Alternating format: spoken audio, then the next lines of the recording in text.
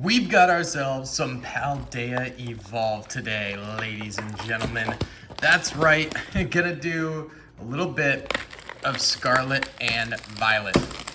Something that I really haven't opened up all that much. I actually ordered this well before Obsidian Flame came out, and it got like lost in the mail or something for quite some time. So I was planning on doing like the latest set, which was this, but then Obsidian Flame came out. So whatever, it is what it is. Either way, we've got Wigglytuff, Bramblin, and a Luxray Holo right there. Pokemon basically depleting the value of any holo one set at a time. Right now, I'm pretty sure you get a holo in every pack now, right? Ooh, Masquerada EX. Very nice. Little pull right there. But you get the 2 reverse holos guaranteed. Again, I have not opened a lot of this set. But you get the 2 reverse holos for sure. And then I think you get a regular holo in every pack too. Hey, Masquerada, that's the wait, that's, hold on. That's the secret rare. The secret rares are in, that's an alt art first of all, so that's an awesome pull. But the secret rares are in the reverse holo slot? So then we got a regular holo? That's crazy. Okay, very, very cool pull. That's awesome. I'm guessing since it's a secret rare alt art, that's probably one of the best cards in the set. I'm guessing like a $30, $40 card maybe. I don't know. I think the Magikarp is the best card in this set. And a Sudowoodo alt art. Nice. Yeah, we are getting a holo in every pack, it looks like. That's a great Sudowoodo, by the way. A really funny card. It's just him chilling on the street. Like, you can't see him at first, and you're like, oh, there he is.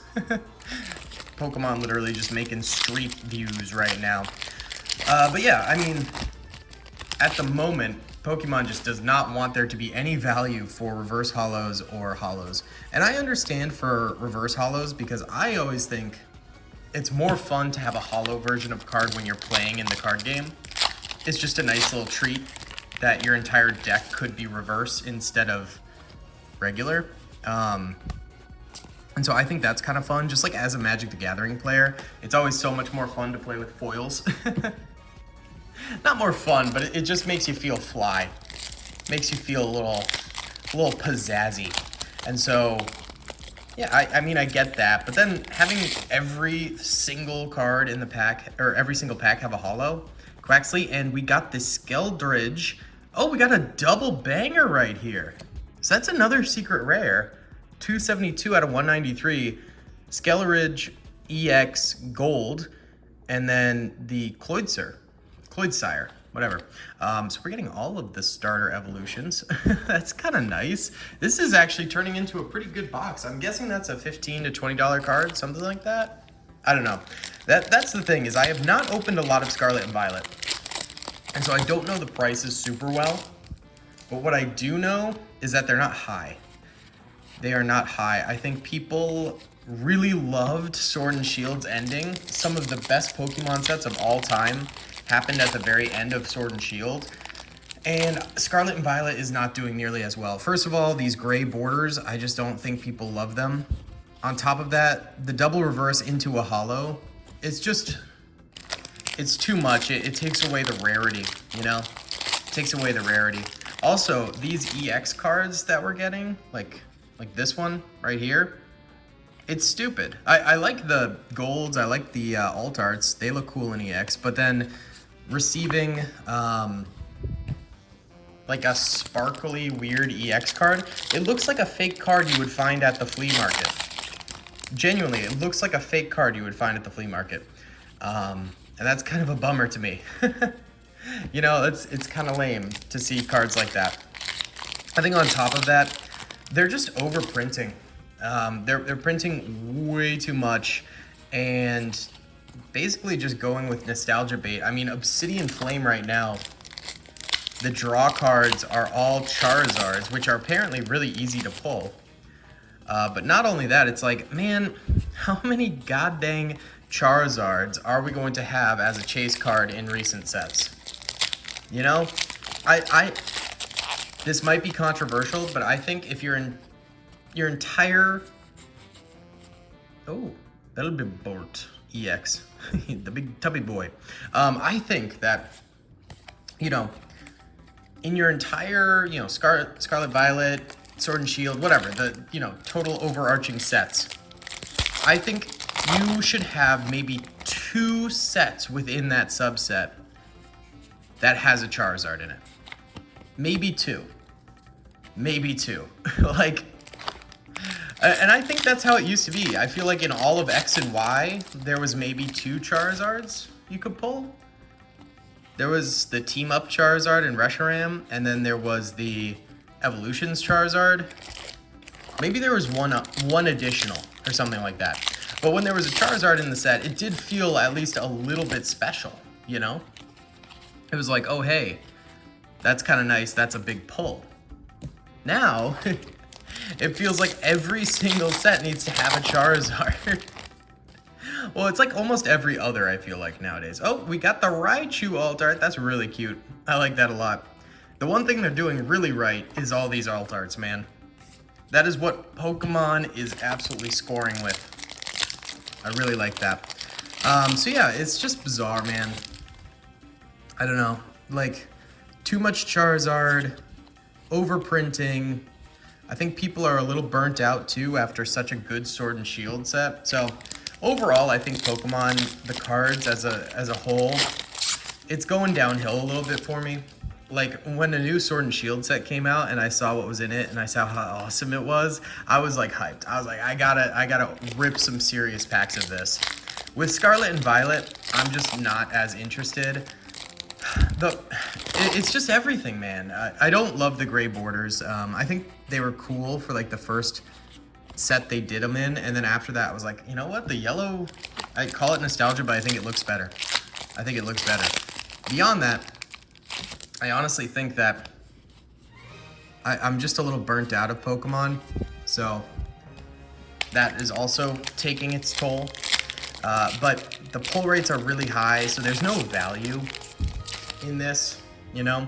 Like, the most expensive card in this set, hey, there's the Skeldra GX. The most expensive card in this set is the Iona, which is just a waifu card, I'm pretty sure. I haven't really seen what it looks like, but it's the Iona. And then beyond that, there's the Magikarp alt art, which is like a $50 card. And then there's very little value after that, I'm pretty sure. Whereas when it came to the Sword and Shield sets that came out recently, there was always like a really solid lottery card. You know, there's a couple. There's like 2 or 3 alt arts that were like super desirable in each of those sets. And now it's like, well, this set is a bit different because it's got that Iona waifu card that I guess people really want. But beyond that, there's not really been cards in the original Scarlet and Violet base set that people have been really interested in. Fortress EX. That's pretty cool, actually. That looks really sick. I like that a lot. That is a dope looking card. I like that. Yeah, I mean, it's like, there's not really those big chase cards in the base set of Scarlet and Violet, from what I can tell. And then Obsidian Flame, it's literally just Charizard. And in this, it's a Magikarp and a waifu.